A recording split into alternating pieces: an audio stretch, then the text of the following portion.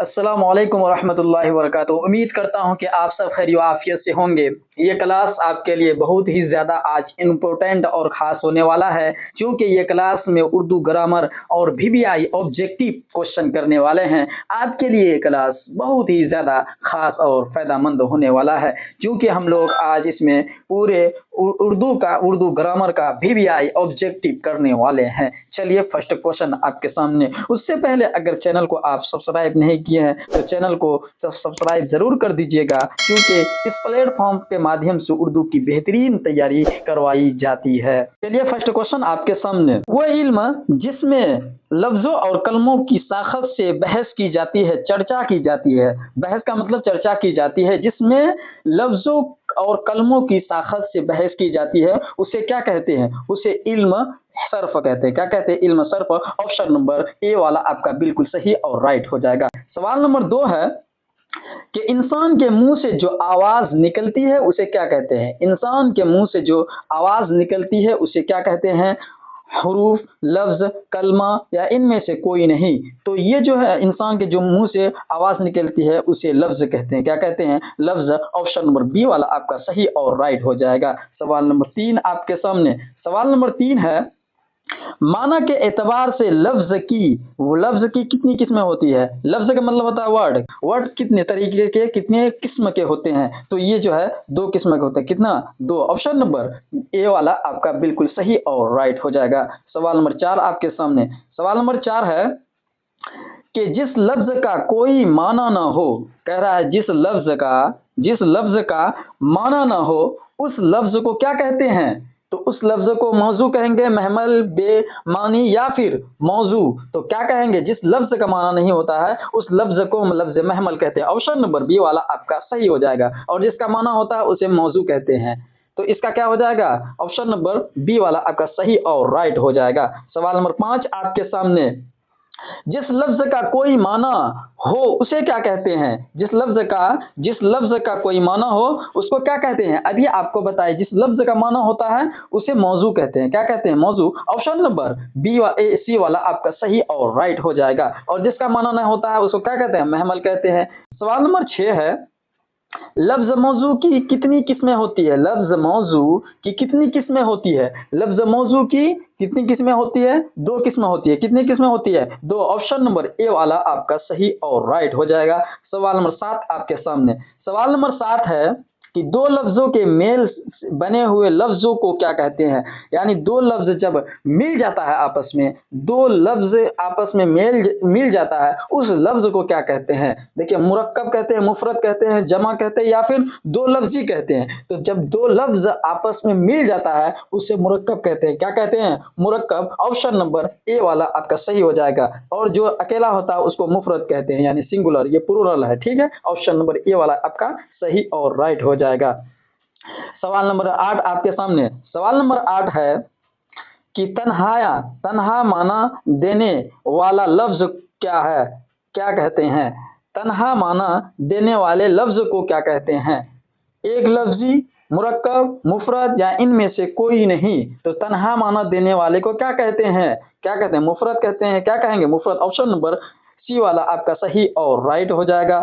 सवाल नंबर 9 आपके सामने। सवाल नंबर 9 है, कुतुब खाना किस तरह का लफ्ज है? कुतुब खाना किस तरह का लफ्ज है? जमा, मुरक्कब, 2 लफ्जी या मुफरद? तो कुतुब खाना जो है ना, ये जमा लफ्ज है। क्या है? जमा लफ्ज है। ऑप्शन नंबर ए वाला आपका सही और राइट हो जाएगा। अच्छा, लफ्ज पूछा है ना? अच्छा, लफ्ज पूछा, सॉरी, ये जमा वाहिद नहीं पूछा है। तो ये क्या क्या है? कुतुब खाना किस तरह का लफ्ज है? लफ्ज पूछा है तो ये मुरक्कब लफ्ज है। कौन सा है? लफ्ज है जिसमें एक से अधिक लफ्ज हो उसे मुरक्कब, और जो एक लफ्ज होगा वो मुफरद हो जाएगा। ऑप्शन नंबर इसका बी हो जाएगा, सॉरी उसके लिए।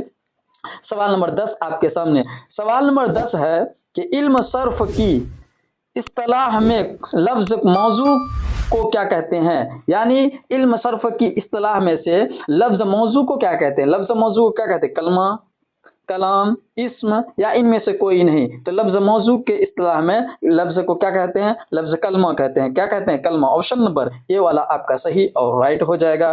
सवाल नंबर 11 आपके सामने। सवाल नंबर 11 है कलमा की कितनी किस्में होती है? कलमा की कितनी किस्में होती है? कलमा की कितने किस्में होती है? 2, 3, 4 या फिर 5? तो कितने किस्में होती है? 2 हो जाएगी। ऑप्शन नंबर ए वाला आपका सही और राइट हो जाएगा। सवाल नंबर 12 आपके सामने। सवाल नंबर 12 है, जिस लफ्ज से किसी काम काज करना किसी जमाने में मालूम हो उसे क्या कहते हैं? देखिए, कोई भी काम करते हैं तो उसका काम होना या करना, क्रिया मालूम हो, उसको क्या कहते हैं? इसम कहते हैं, फेल कहते हैं, हर्फ कहते हैं, लफ्ज कहते हैं। तो किसी चीज का काम होना करना मालूम हो उसे फेल कहते हैं। क्या कहते हैं? फेल। ऑप्शन नंबर बी वाला आपका सही और राइट हो जाएगा। सवाल नंबर 13 आपके सामने, जिस लफ्ज से किसी आदमी, जगह या चीज का नाम मालूम हो उसे क्या कहते हैं? यानी इसमें क्या पूछा है? इसमें पूछा है तो इसको क्या कहते हैं? लफ्ज से किसी आदमी या जगह या चीजों का नाम जिससे मालूम हो उसे क्या कहते हैं? हर्फ, फेल या इस्म या फिर लफ्ज। तो किसी का नाम को क्या कहते हैं हम लोग? इस्म कहते हैं। और इसी को क्या कहते हैं? हिंदी में संज्ञा बोलेंगे। क्या बोलेंगे? संज्ञा बोलते हैं इसी को। ठीक है।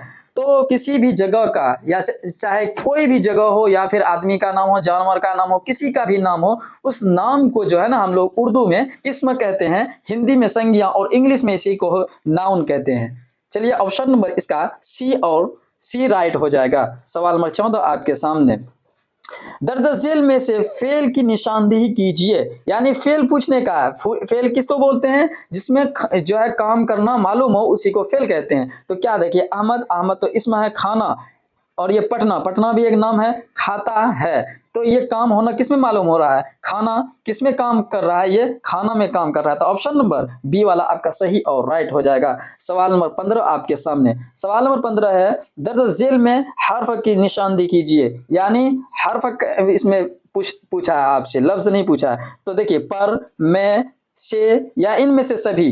तो हर्फ इनमें सभी है, पर भी हर्फ है, मैं भी हर्फ है और से भी इसमें क्या है? हर्फ है। तो इसमें सभी हो जाएगा। ऑप्शन नंबर डी वाला आपका सही और राइट हो जाएगा। सवाल नंबर 16 आपके सामने। सवाल नंबर 16 है कि बनावट के एतबार से इसम की कितनी किस्में है? बनावट के एतबार से इसम की कितनी किस्में है? तो बनावट के एतबार से कितनी किस्में हैं? 3 किस्म। डी वाला आपका सही और राइट हो जाएगा। सवाल नंबर 17 आपके सामने, जो इसम किसी मस्दर से बना हो उसे क्या कहते हैं? उसे क्या कहते हैं? जो इसम किसी मस्दर से बना हो उसे क्या कहते हैं? जामिद, मस्दर, मुश्तक या इनमें से कोई नहीं। जो मस्दर से बना होता है उसको मुश्तक कहते हैं। क्या कहते हैं? मुश्तक। ऑप्शन नंबर सी वाला आपका सही और राइट हो जाएगा। सवाल नंबर 18 आपके सामने, दर्ज झेल में से मस्दर की पहचान कीजिए। मस्दर आपसे पूछा है कि मस्दर का पहचान करने का है। पढ़ना, पढ़ाई, पढ़ाने वाला या तो पढ़, तू पढ़। तो ये क्या हो जाएगा? पढ़ने वाला। मस्दर क्या हो जाता है? पढ़ने वाला। ऑप्शन नंबर सी वाला आपका राइट। 19 आपके सामने, माना के एतबार से इसम की कितने किस्में होती है? यानी इसके कितने प्रकार होती है इसम? माना के एतबार से, माना के एतबार से इसम की कितनी किस्में होती? तो माना के एतबार से इसम की 2 किस्में हैं। कितने किस्में होती है? 2 किस्में। ऑप्शन नंबर ए वाला आपका सही और राइट हो जाएगा।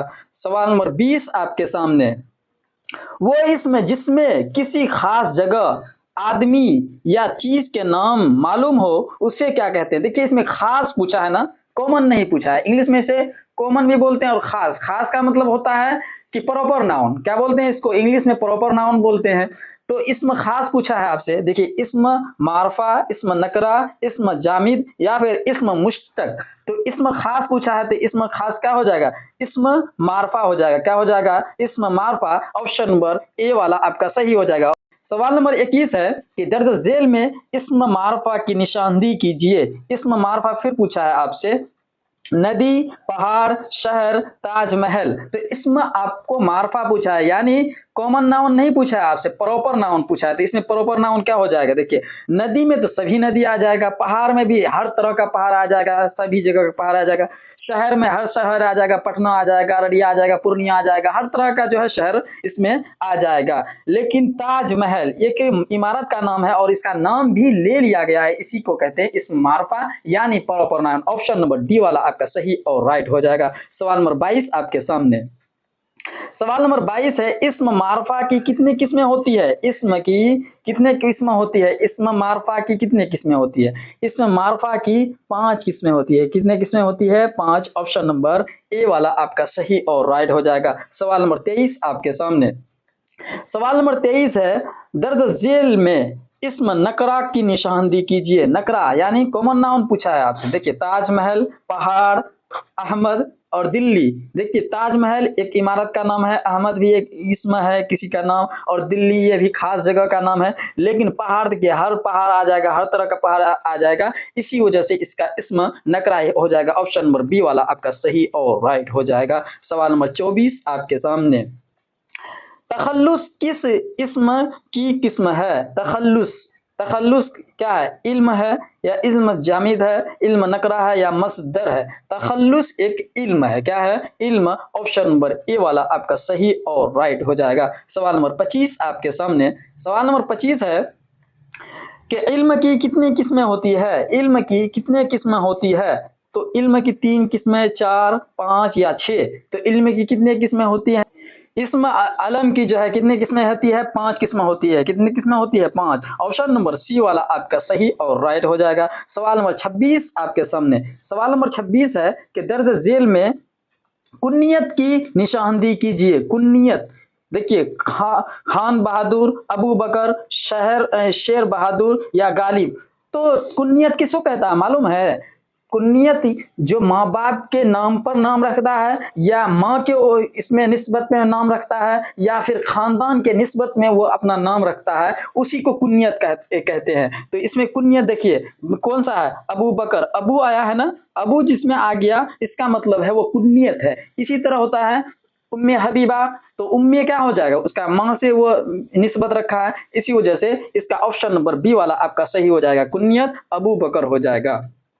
सवाल नंबर 27 आपके सामने। देखिए अभी तक अगर चैनल को आप सब्सक्राइब नहीं किए हैं तो चैनल को जरूर सब्सक्राइब कर दीजिए, क्योंकि इस प्लेटफॉर्म के माध्यम से उर्दू की बेहतरीन तैयारी करवाई जाती है। 27 आपके सामने।